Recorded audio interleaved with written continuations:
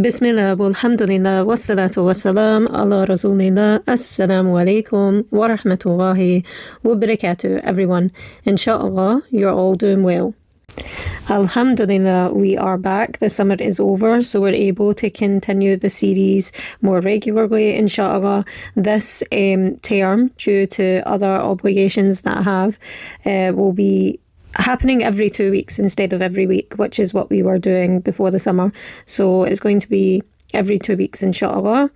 But you know how to get in touch with me if you need me beforehand, Inshā'Allāh. So the last time we were in this section, which is in the practice section, we spoke about the actions that we do during Salah. This week we're going to cover what is said during each position.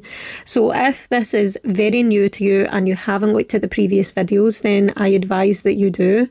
All of the videos, I've made an individual playlist for practice, just so that you have everything covered in order for your prayer to be accepted. Today we're going to cover a very basic description of the Salah. In particular, 2 rak'ah, 2 units, Inshā'Allāh. But this topic area, the Salah, will need more time to study and get to know and to get better at. Good practice is about familiarising yourself with it, step by step, learning it and implementing it yourself, and then being consistent in that, which is absolutely achievable. You just have to be committed, you just have to be patient. May Allah Subhanahu Wa Ta'ala make us successful in our practice. Ameen. Before you enter into the prayer, you need to make sure that you're facing the Qibla, the right position. There are many apps that can help you do so. And you also have to make the intention. So think about the prayer that you're about to do. Think about how many rak'ah. Be mindful that you are doing this for the sake of Allah Subhanahu Wa Ta'ala. After that, we do the takbir. And this places a person into the state of Salah. So you raise your hands between your shoulders and your ears and say, Allahu Akbar. The takbir, saying Allahu Akbar, it is uttered when we are starting the prayer, when we are going into the bowing position, when we are going into the prostration position, when we are coming out of the prostration position into the sitting position, when we are going down back into the prostration position from the sitting position, and when we are coming out of the prostration position into the standing position again, or the sitting position again, depending on which rak'ah you're on.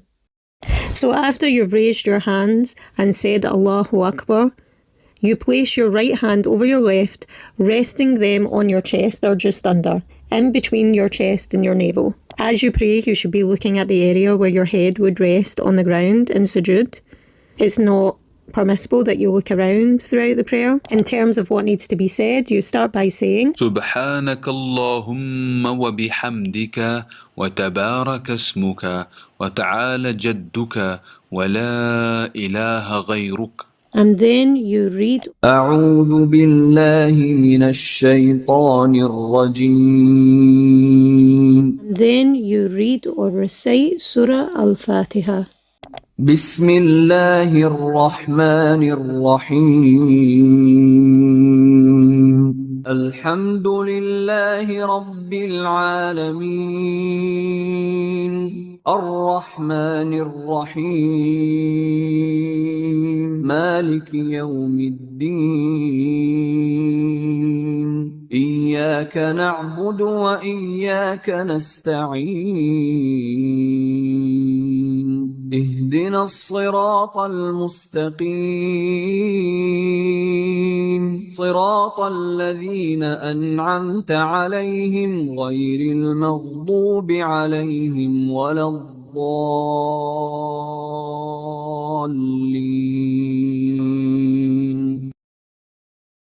Now, when I first learned the Salah, there wasn't any apps and there wasn't any resources that I had or could find that would help me learn Salah. So a Muslim friend had actually taught me how to pray, and one way of me trying to memorize the Arabic is I would listen to her and I would write it down in a sort of transliteration form.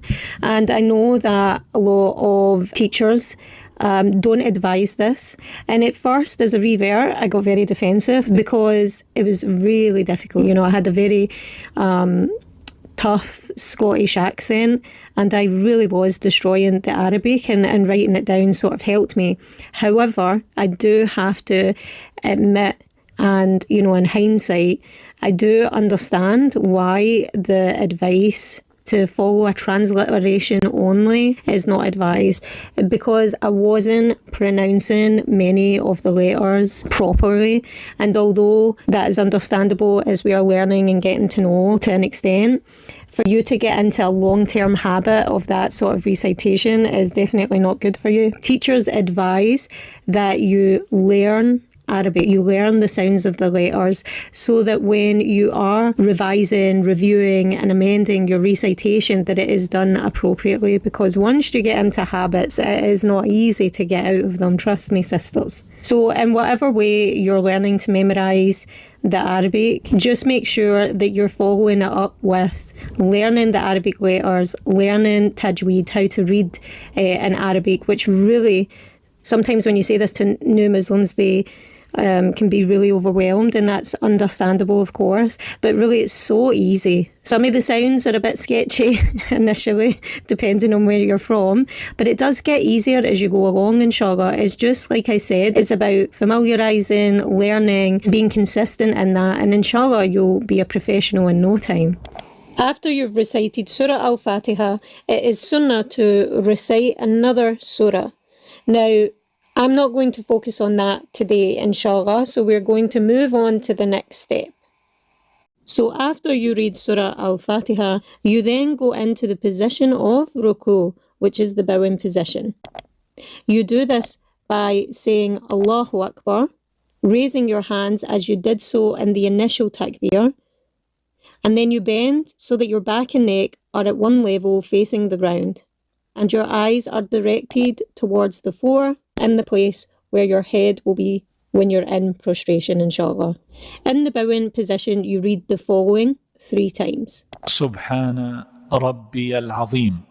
Subhana Rabbi al-Azim. Subhana Rabbi al-Azim. After you're done with the bowing position, you should stand up straight again. And whilst straightening up, you say, Sami'allahu liman hamidah. Whilst you're doing this, you're raising your hands back to the shoulder-ear position, as in the initial takbir. And once you're standing straight, you say, Rabbana walakal hamd. You then say the takbir again, Allahu Akbar, God is great, and then go down into the prostration position, making sure that all 7 body parts are touching the ground. And I just want to remind everyone that in terms of the positions and transitions, I've already done a video on this, so I'm not going to get into too much detail. The focus of this video is what we say in different positions, but if you want the detail of the positions themselves, then please refer back to Salah Part 2. A person should then read 3 times, Subhana Rabbi al-A'la. Subhana Rabbi al-A'la. Subhana Rabbi al-A'la. It is also highly recommended to make dua during this section because it is likely to be answered in sujood. So keep that in mind. Coming up from the prostration position into the sitting position, you need to read the takbir again. While sitting, you say, رب اغفر لي رب اغفر لي رب اغفر لي. As you go back into prostration, you need to read the takbir again, saying Allahu Akbar. And repeat. Subhana Rabbi al-A'la. Subhana Rabbi al-A'la. Subhana Rabbi al-A'la. After this, you would sit up and then stand back up straight, saying Allahu Akbar. And this would be 1 rak'ah. If it's your first or third rak'ah, you would get up. You would repeat all the same steps mentioned. If it's your second or fourth rak'ah, you would stay sitting. Then we would move on to the tashahhud. The tashahhud is done in the second or fourth rak'ah, the second or fourth unit. In this case, we're doing only 2 units, so after we do this, we will finish the prayer. In the sitting position with our hands on our knees, our right hand should have the index finger pointing and the middle finger and thumb creating a sort of oval shape. Some say the index finger should be slightly moving in its position. Some say that it should be completely straight.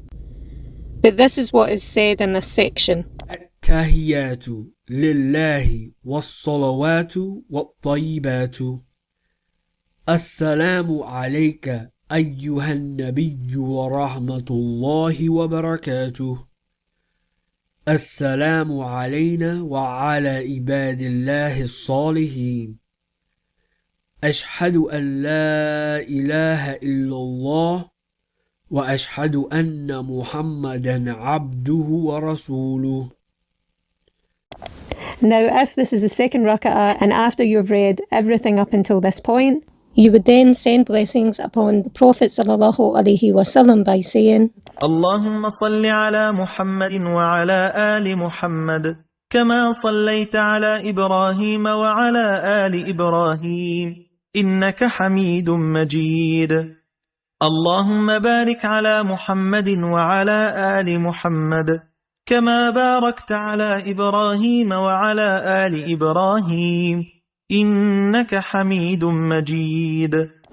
Then at this point you can make dua, and then you would do the taslim, which is ending the prayer, and you do this by turning to your right and saying Assalamu alaikum wa rahmatullah, and then turn to your left and say Assalamu alaikum wa rahmatullah. So alhamdulillah, this is a finished salah. After you do your salah, it is sunnah to do dhikr of Allah. Inshallah, we'll get into this another time.